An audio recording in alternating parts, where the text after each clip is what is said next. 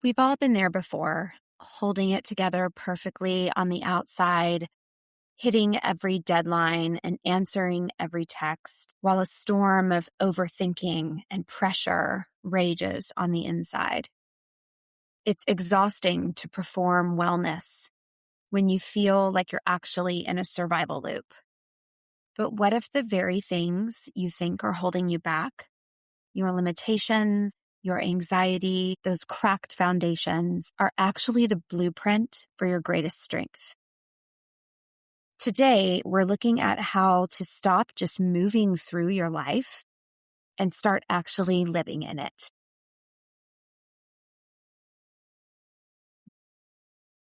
Welcome to Reclaiming Me, a trauma-informed podcast helping women with complex PTSD heal the lasting impact of childhood attachment wounds from parents and caregivers, so you can finally release people-pleasing and perfectionism and learn to trust in relationships, beginning with the one you have with yourself. I'm your host, Cindy Payne, therapist, trauma specialist, and a woman who has walked this path both personally and professionally. Welcome back, everybody, to Reclaiming Me. In today's midweek reframe, we're going to be distilling my conversation with creative mentor Sarah Edwards into 3 core pillars for your week. And this is pulled directly from my full-length episode that I had with her, which aired on Monday of this week. It was episode 104. So if you haven't had a chance to listen to that episode, I strongly encourage you to go back because there were so many little gems from that discussion with Sarah that I knew I wanted to take a few of those and go a little bit deeper today and follow up on the learnings from that interview. And in today's midweek reframe, I want us to, again, break that down into 3 core pillars for the rest of this week for you. And the first pillar is what she referred to as pleading the fifth. And I just thought that was really brilliant because it's a tactical way to release this agonizing need for certainty in your thoughts.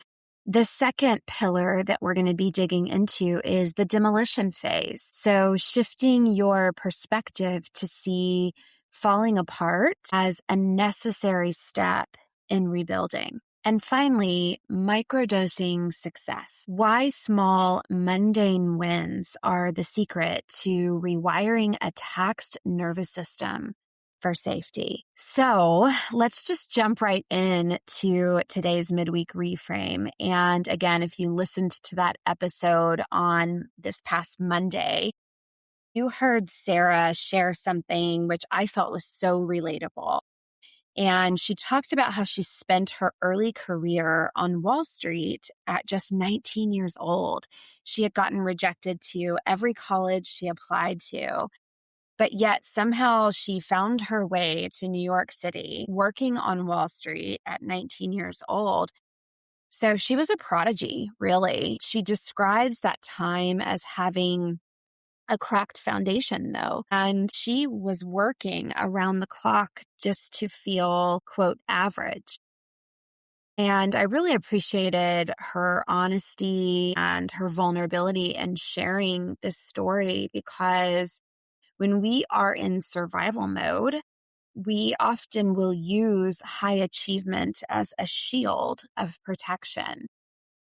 So we think if I'm successful enough, then no one will see how much I'm really struggling internally. But as Sarah pointed out, that's not living. It's just performing. And so I invite you to ask yourself today, is your busyness a sign of growth, or is it more of a mask for anxiety? Real reclaiming starts when we stop trying to prove that we aren't broken, and then we start building on this foundation of honesty instead of performance. Another thing that Sarah touched on, which I just, again, loved so much, and I want to really frame it as more of a tool, is what she referred to is as pleading the fifth. So How do we stop the mental spiral? Sarah introduced this game-changing concept, pleading the fifth, and I invite you to think of this as if you were in a courtroom. Pleading the fifth is your right against self-incrimination. In your mind, it's your right to stop trying to solve every intrusive thought. So when a scary or overwhelming thought hits, instead of getting into this battle with the thought itself, you can say, I do not know the outcome. This might be true or it might not be, but I refuse to incriminate my character based on a passing thought. And this is really all about embracing uncertainty because anxiety demands an answer right now. Everything is to be done in an instant. But what Sarah pointed out is that healing happens when we can give ourselves the permission to say, I don't have to solve this thought right now to be safe.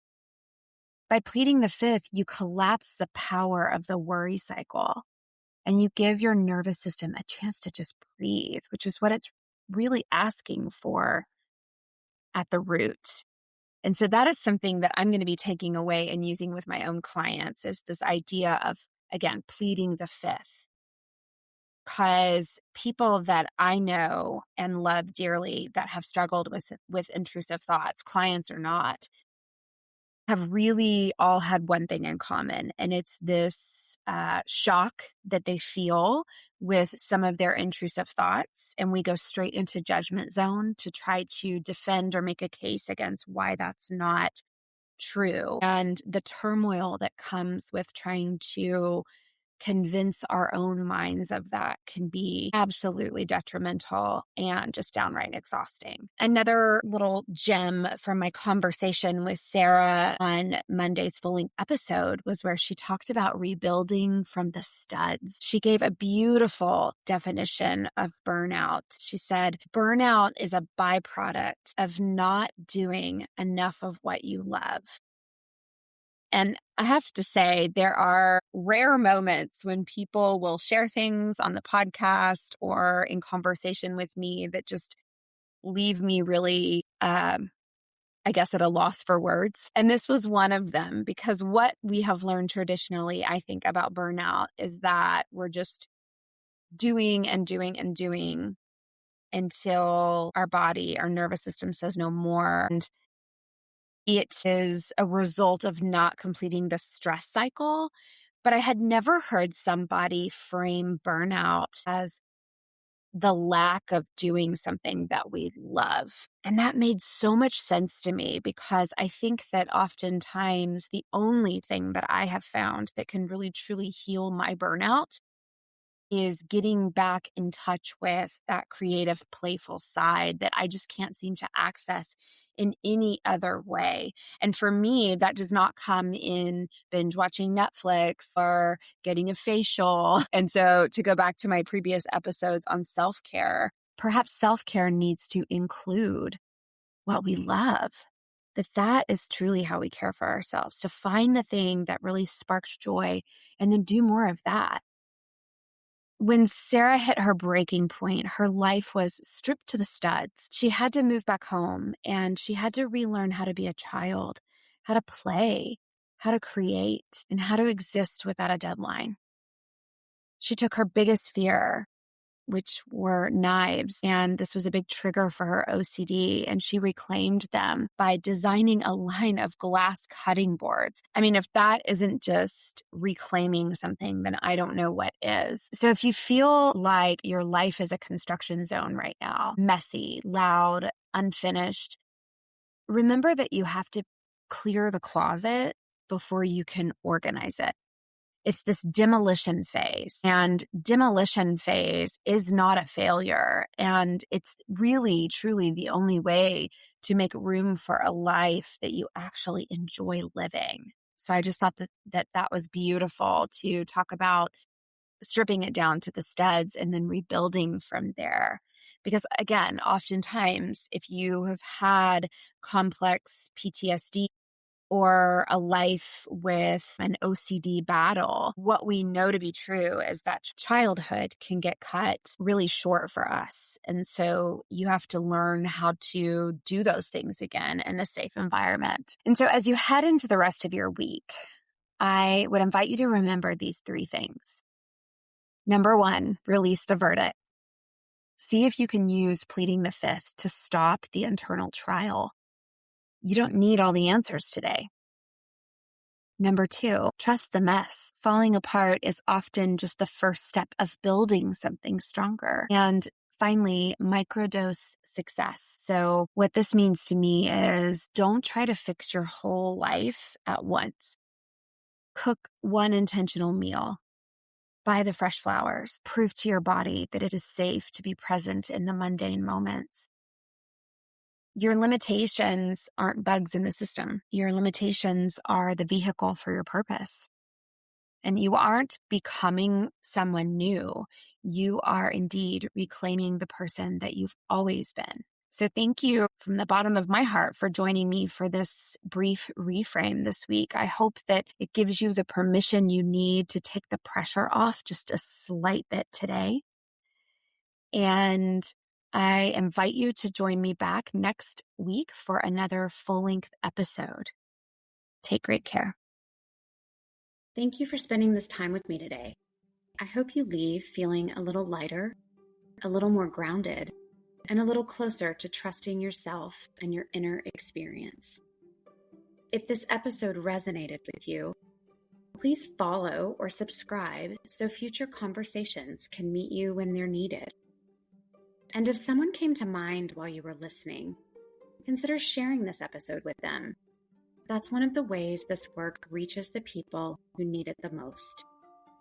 You can find me on Instagram at Cindy Payne Rooted, and you can also visit me at cindypayne.com, where you'll find all episode links, blog posts, practice updates, and a free people-pleasing style quiz designed to help you notice your patterns with more compassion.